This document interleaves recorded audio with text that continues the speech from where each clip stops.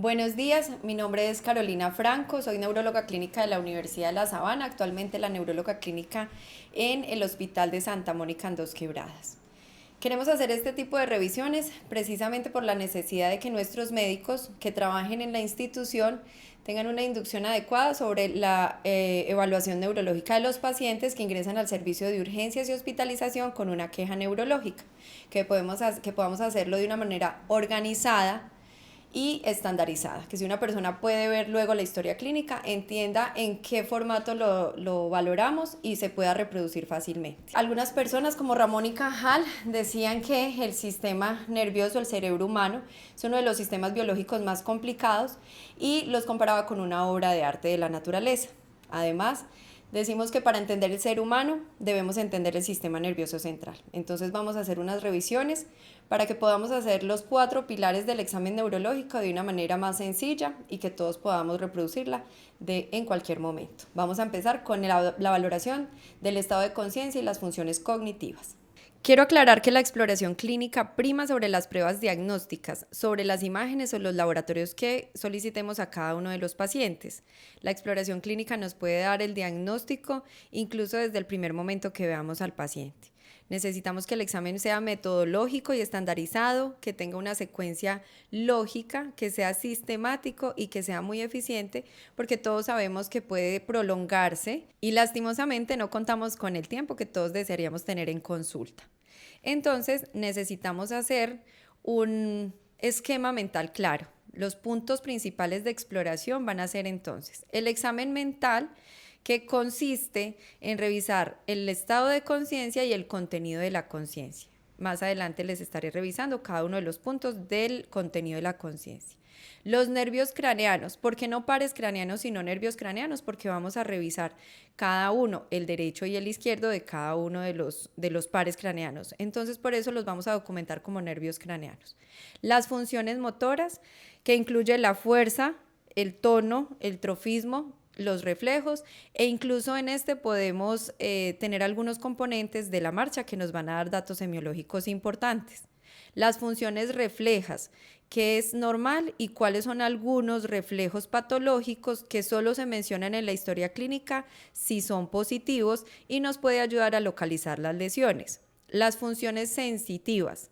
Obviamente todos hemos valorado estas alteraciones en los pacientes, pero debemos recalcar que existe sensibilidad superficial, profunda y cortical.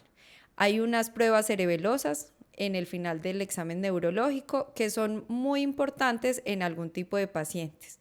Debemos aprendernos los puntos principales para poder guiar el examen neurológico de acuerdo al motivo de consulta para que no se nos extienda demasiado. Y por último, la postura y la marcha, que en el registro de la historia clínica puede ser el último punto, pero la estamos valorando desde que el paciente entra a nuestro consultorio. En el primer punto, para empezar, entonces tenemos que hacer el examen mental. En el examen mental encontramos que primero tenemos que determinar el estado de conciencia de nuestro paciente. El estado de conciencia puede tener varios puntos, pero son principalmente 4. El paciente está alerta o despierto, que es cuando puede interactuar con el medio libremente y puede responder preguntas y seguir órdenes. El segundo estado de conciencia es somnolencia, en donde el paciente puede quedar dormido, pero al mínimo estímulo, cuando lo llamamos o lo estimulamos, el paciente despierta y puede permanecer despierto para continuar con el examen. En el estupor es un estado de conciencia en el cual el paciente se encuentra dormido y cuesta más poder despertarlo. Entonces necesita un estímulo más vigoroso, llamarlo en voz alta en varias ocasiones o estimularlo con tacto para poderlo despertar, y cuando estamos hablando con él puede volver a quedar dormido y no terminar el examen neurológico. Y el estado de conciencia, que es coma, que algunos autores lo dividen en superficial y profundo. Para fines prácticos vamos a decir que es el estado de conciencia en el que no logramos que el paciente despierte para poderlo valorar adecuadamente. En segundo lugar, vamos a valorar la orientación. La orientación principalmente vamos a valorar si está orientado en persona, en tiempo, espacio o lugar. Cuando vamos a evaluar al paciente en persona, le preguntamos por su nombre, qué edad tiene y que nos diga más o menos la fecha de nacimiento. Cuando lo vamos a valorar en la orientación en tiempo, vamos a valorar la fecha en la que estamos, si conoce el día de la semana, si sabe más o menos la hora actual, podemos preguntarle si sabe si es de día o es de noche, es por la mañana o es por la tarde. Si vamos a valorar la orientación en espacio o lugar, le solicitamos que nos diga si sabe dónde estamos, qué tipo de sitio o institución es en la que estamos, el nombre de la institución, si conoce más o menos la dirección o la localidad donde estamos ubicados y por lo menos la ciudad. Si hay fallas en alguna de estas, probablemente va a ser pues como la más frecuente en tiempo y en espacio. La última que se pierde generalmente es en persona. Entonces, así empezamos a hacernos una idea diagnóstica. En tercer lugar, vamos a evaluar la atención.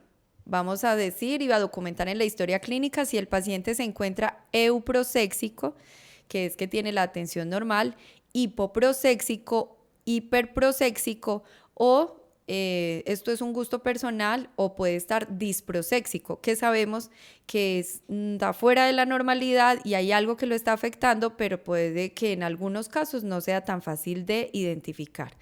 La atención puede estar alterada en pacientes, por ejemplo, en estadios iniciales de demencia y nos puede ayudar a tener una impresión diagnóstica mucho más temprana.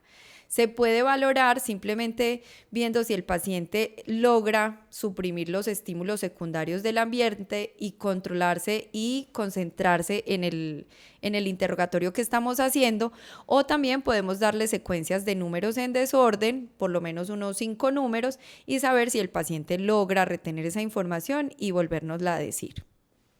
Bueno, el siguiente punto es la memoria. Es supremamente importante, ya que es uno de las principales quejas de los pacientes cuando asisten a consulta y se encuentra alterada en una gran cantidad de enfermedades neurológicas.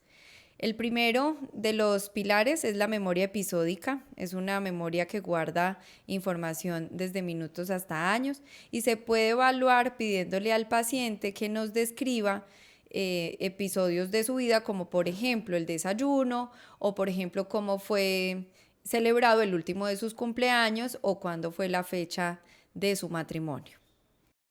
Otro tipo de memoria es la memoria semántica. Este tipo de memoria almacena conceptos, entonces nos da a conocer si el paciente tiene claro, por ejemplo, las diferencias entre objetos, qué caracteriza un animal. Podemos preguntarle, por ejemplo, de qué color es un león, cuál es la diferencia entre un tenedor y una cuchara, y ese tipo de conceptos debe estar claros. Tercero, la memoria procedimental. La memoria procedimental habla más del almacenamiento de habilidades, como por ejemplo montar en bicicleta, manejar un automóvil o en personas, por ejemplo, que trabajan con computadores que continúen con la capacidad de manejar este tipo de instrumentos. Ese nos puede dar mucha información el paciente y los familiares. Por otra parte está la memoria de trabajo, que es muy parecida al recuerdo diferido, es una memoria que se guarda por minutos. Tiene que estar conservada la atención, tiene que estar concentrado el paciente, nos puede evaluar ese tipo de memoria que llamamos memoria reciente. Podemos darle, por ejemplo, un número de teléfono al paciente y un par de minutos después preguntarle cuál es el número de teléfono. El siguiente punto es para evaluar cálculo. Una de las funciones en el cálculo que requieren más conexiones y procesos mentales son las series regresivas y las restas. Entonces vamos a evaluar principalmente esto con el paciente. Le entregamos unos números y le decimos que nos los diga del último al primero y podemos hacer algunas sumas y restas. Podemos empezar de 100, restar 7, 93, restarle 7, 86, restarle 7 y a 79 restarle 7, que es lo más normal que hagamos todos para que sea, como les decía al inicio, una evaluación estandarizada. El siguiente punto a evaluar es el lenguaje. Vamos a ser muy buenos observadores en este punto. Primero le vamos a pedir al paciente que nos dé el nombre de algunos objetos que le presentamos, como algún lapicero, unas tijeras, incluso el teléfono celular. Y el paciente debe decirnos el nombre. Luego vamos a mirar si logra repetir. Le nombramos algunas palabras y él debe repetir lo que nosotros acabamos de decirle. Comprensión, podemos darle algún refrán conocido y el paciente debe interpretarlo. Cuando tenemos algunos estados, por ejemplo, de predemencia o un trastorno cognitivo leve, el paciente en este punto se vuelve muy puntual. Entonces, por ejemplo, le decimos a caballo regalado no se le mira colmillo y el paciente responde, efectivamente, si a uno le regalan un caballo no debe mirarle los dientes, pero una persona que no tiene ninguna alteración va a lograr va a tener una mejor comprensión del adagio y nos va a dar una explicación un poco más elaborada. Por último, el lenguaje escrito y la lectura deben evaluarse siempre en el examen neurológico porque las funciones y las redes neuronales se pueden afectar en un espectro y la lectura y el lenguaje pueden darnos datos semiológicos claves. El siguiente punto evalúa las praxias. ¿Qué es una praxia? Todos tenemos en nuestras mentes y nuestros recuerdos las fórmulas, los procesos con unos pasos bien definidos para llegar a una finalidad y eso lleva a realizar unos movimientos voluntarios que ya hemos aprendido, como lo dije, y planeados para poder llegar a ese objetivo. Por ejemplo, el paciente debe saber cómo explicarnos cómo se lava los dientes. Entonces le decimos, explíqueme todo el proceso para lavarse los dientes. Entonces él debe decir, pues cojo el cepillo de dientes, lo mojo un poco, le aplico la crema dental, lo llevo a mi boca, me lavo los dientes y luego me enjuago. Ese tipo de procesos habla de que el paciente tiene conservadas las praxias. Existen tres principalmente, que es la ideatoria, la motora y otra de movimientos linguales o orobucales. La ideatoria es, el paciente puede decirle, puedo hacer con mis miembros, con mis extremidades cualquier movimiento, pero no sé cómo hacer la representación de lo que me está pidiendo. La motora, el paciente sabe qué tiene que hacer, pero cuando quiere hacer el movimiento, sus extremidades no le responden. Su fórmula para hacer eso está afectada y el paciente no logra llevar a cabo los pasos necesarios para la finalidad que le estoy pidiendo. Y hay otra, que es la orolingual orobucal, que les decía que son los movimientos que tienen relación con los movimientos de la boca, como silbar, tomar agua por un pitillo. Pueden saber que lo tienen que hacer, saben que les estoy pidiendo, pero en el momento de llevar a cabo la acción no logran hacerlo. Seguimos con las gnosias.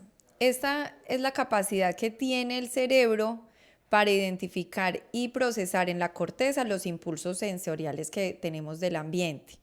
Es un poco complejo, pero podemos explicarlo con algunos ejemplos. Por ejemplo, la esterognosia es la incapacidad de reconocer objetos con la mano. Entonces una persona está buscando un lapicero en el maletín y no tiene que ver dentro del maletín, solo mete su mano y trata de tocar los objetos que hay y cuando toca el lapicero sabe qué tipo de objeto es y lo puede tomar.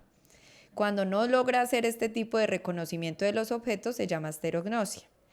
Anosognosia es otro buen ejemplo en donde el paciente desconoce que tiene una alteración motora. Por ejemplo, un paciente con un infarto cerebral tiene debilidad de todo el hemicuerpo derecho y uno le dice, mueva el brazo derecho y el paciente dice, ya lo estoy moviendo. Ignora que tiene una debilidad en el brazo derecho y que realmente no lo puede mover. La autotopagnosia es la pérdida de la capacidad para identificar partes del cuerpo. Entonces son alteraciones cerebrales en donde el paciente ignora que una extremidad está completamente parética o que tiene otra alteración o que incluso dicen esta extremidad no es mía. El otro ejemplo es la prosopagnosia. Esos pacientes no logran identificar los rostros. Sí saben cuando ven un rostro que tiene ojos, que tiene nariz, que tiene boca, pero no logra identificar en conjunto, por ejemplo, que es un familiar suyo. Y por último, en este tipo de gnosias, un buen ejemplo sería la desorientación derecha e izquierda. Hay algunos síndromes como el síndrome de Gertmann que podemos revisar más adelante que tienen combinaciones de estas alteraciones. En la abstracción vamos a valorar el paciente si puede interpretar algunas similitudes, diferencias, absurdos entre datos que le entregamos. Por ejemplo, que nos diga en qué se parece un enano y un niño, un avión y un pájaro, o cuál es la similitud entre una vaca y una mesa. Y asimismo podemos darle refranes para que nos haga una adecuada interpretación. En este momento vamos a hacer un par de ejemplos. Hay dos test que se pueden utilizar para hacerlo de manera más rápida, que es el mini mental y la prueba de Kahn-Goldfarb. No están validados incluso, por ejemplo, el mini mental más en pacientes con otro tipo de patologías, pero son herramientas que son muy útiles en el servicio de urgencias y lo podemos hacer más rápido. Entonces vamos a hacer un ejemplo. Vamos a iniciar con el mini mental. Señor, buenos días. ¿Cuál es el nombre del hospital en el que estamos? Hospital Santa Mónica. ¿En qué ciudad está usted ahora? Dos Quebradas, Risaralda. ¿En qué año estamos? 2025. ¿En qué mes estamos? Enero. ¿Cuál es la fecha de hoy? 20 de enero. ¿En qué departamento o estado del país estamos? Risaralda. ¿Cuál es el país en el que estamos? Colombia. ¿En qué piso del hospital estamos? Primero. ¿Qué día de la semana es hoy? Lunes. ¿En qué estación o época del año estamos? Por ejemplo, ¿qué tipo de clima está haciendo? Verano. Le voy a dar 3 objetos y usted los va a repetir. ¿De acuerdo? De acuerdo. Lapicero, Lápiz. lapicero, tijeras y vaso. Lapicero, tijeras y vaso. Muy bien. Ahora le voy a pedir, si sabe restar, que empiece a restar desde 100 hacia atrás. Por ejemplo, señor, ¿puede por favor restar de 100 menos 7? 93. Y luego puede restar 93 menos 7. 86. ¿Cuánto es 86 menos 7? 79. Muy bien. En este momento, ¿me podría repetir los 3 objetos que le mencioné antes? Lapicero, tijera y vaso. Muy bien. Le voy a presentar al paciente 2 objetos ante sus ojos y él me debe decir cuál es el nombre del objeto. Tijeras, lapicero. Muy bien. Ahora le voy a pedir al paciente que repita. Del ahogado al sombrero. Debe repetirme esa frase. Del ahogado al sombrero. De acuerdo. Ahora vamos a evaluar la comprensión. Le voy a entregar al paciente una hoja de papel. Le voy a pedir que lo doble por la mitad, que lo ponga en el piso y él debe ejecutarlo adecuadamente. Okay. Muy bien. Señor, ahora por favor cierre sus ojos. En este momento le voy a pedir al paciente que escriba una frase completa en la hoja. Y por último, le voy a pedir que copie 2 pentágonos que se intersecten, o sea, que se encuentren en algunos puntos. Y con este terminamos la valoración del mini mental. Dependiendo de cada una de las indicaciones, se asigna un puntaje a cada una de las preguntas o acciones que el paciente realiza. El puntaje máximo es de 30 puntos y se da el puntaje total a las respuestas correctas o aproximadas. Y un puntaje que sea menor a 20 nos está guiando a que hay una alteración cognitiva y debemos tener un estudio más completo. Y otro buen ejemplo, incluso más sencillo, es la prueba de Kahn-Goldfarb, que contiene solo preguntas y es un puntaje menor. Vamos a hacer el intento. Señor, ¿cuál es el nombre del hospital? Santa Mónica. ¿En qué ciudad está usted ahora? Dos Quebradas. ¿En qué año estamos? 2025. ¿En qué mes estamos? Enero. ¿Cuál es la fecha de hoy? 20. ¿En qué año nació? 1980. ¿Cuál es su cumpleaños? 10 de enero. ¿Cuántos años tiene? 45. ¿Quién es el presidente actual? Gustavo Petro. ¿Quién fue el presidente anterior? Iván Duque. Así termina el test, se asignará un punto por cada respuesta correcta, el puntaje máximo son 10 puntos. Cuando obtenemos un puntaje por debajo de 7 puntos, indican deterioro y se debe ampliar el estudio. Bueno, el segundo pilar importante del examen neurológico se refiere a los nervios craneanos.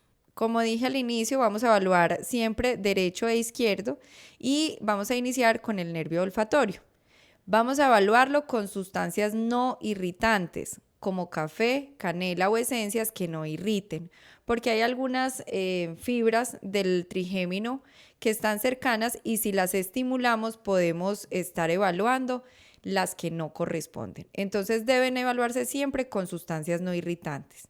Se debe hacer una oclusión de la fosa nasal contralateral para poder evaluar lateralidad y evaluar cada fosa por separado con la misma esencia.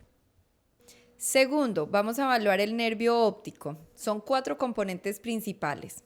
El primero, agudeza visual. Segundo, visión de colores. Tercero, campos visuales, que se hace con campimetría por confrontación, por amenaza o electrónica, y el fondo de ojo. Para iniciar, quiero mostrarles las herramientas que se utilizan para evaluar la agudeza visual.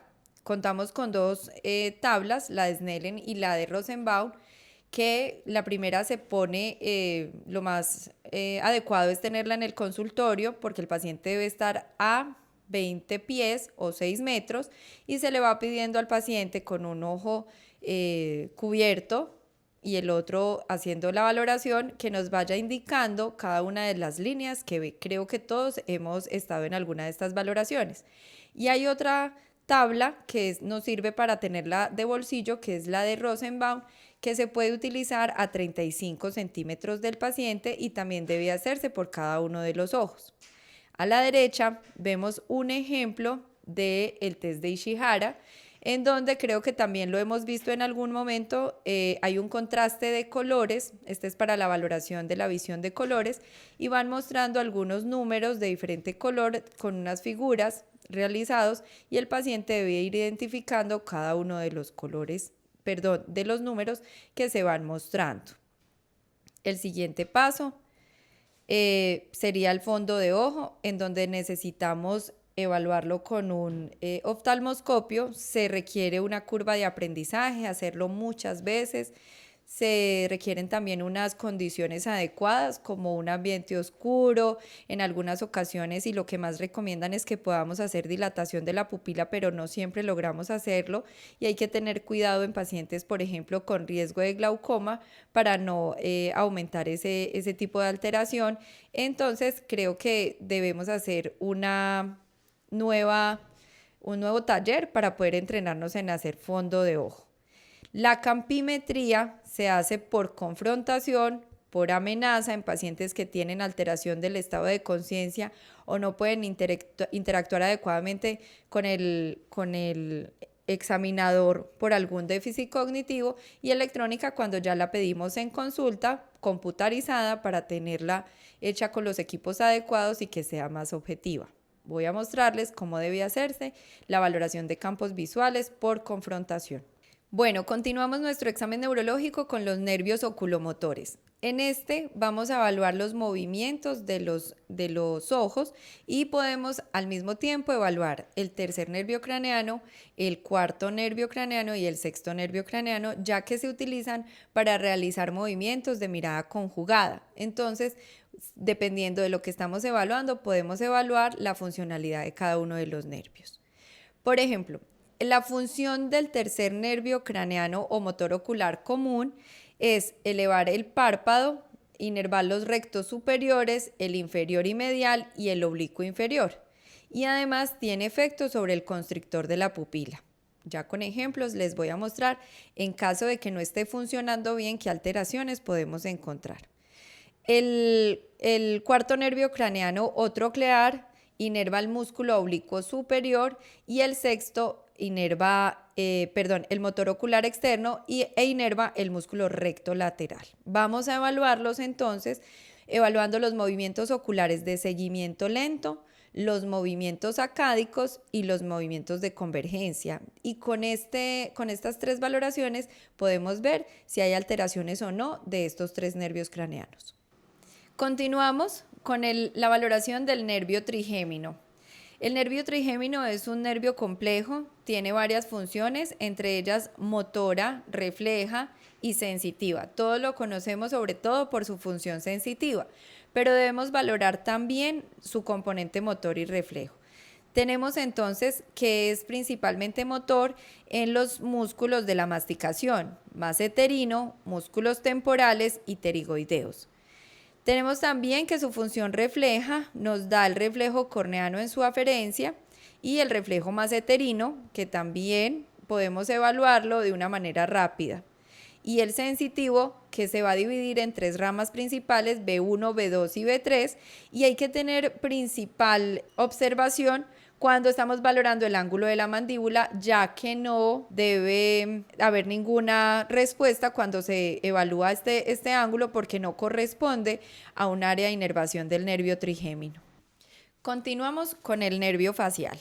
También tiene un componente motor en donde vamos a tener especial interés en la inspección de la cara y la mímica facial. Vamos a valorar el rostro en reposo para ver que no hayan asimetrías evidentes en los 2 lados de la cara y si existen en qué parte de la cara, si superior o inferior. Y segundo, se evalúa con la mímica facial. Le pedimos al paciente que haga algunas muecas, por ejemplo, arrugar la frente, cerrar los ojos, sonreír o mostrar los dientes. En este momento vamos a evaluar orbicular de los ojos, vamos a valorar la fuerza en orbicular de la boca. Vamos a tener algunas maniobras importantes en pacientes que tienen alteración del estado de conciencia, por ejemplo, la maniobra de Pierre-Marie Foix, en donde podemos hacer un poco de dolor, un estímulo nociceptivo en el ramo maxilar inferior en un paciente estupuroso y lo que vamos a ver es contracción del lado de la cara en donde estamos ocasionando el estímulo. Por otro lado, está el componente sensitivo del nervio facial.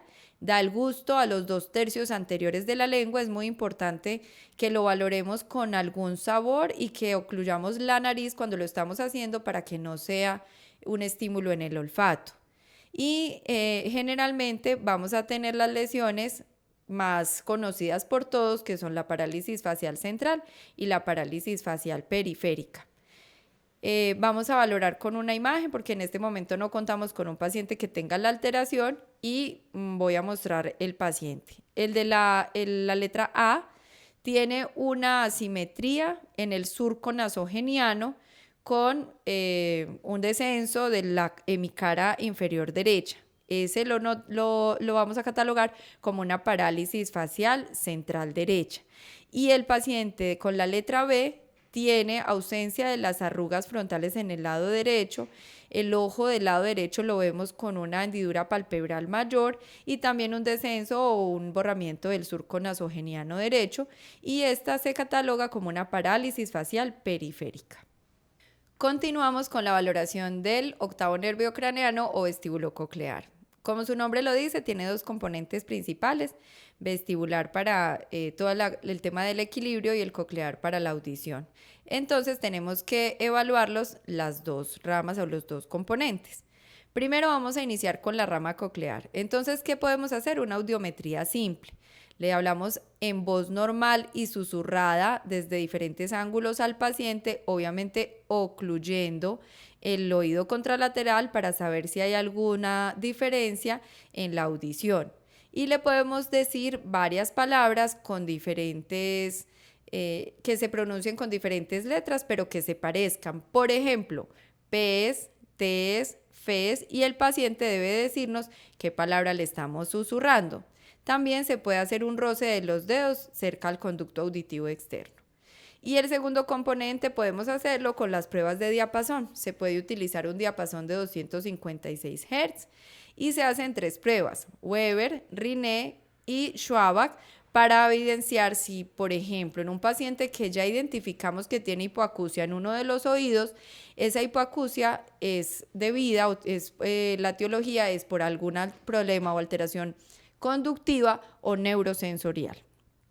Y la rama vestibular la vamos a hacer con las pruebas de desviación de los índices, alteración en los movimientos oculocefálicos en pacientes que están con alteración del estado de conciencia.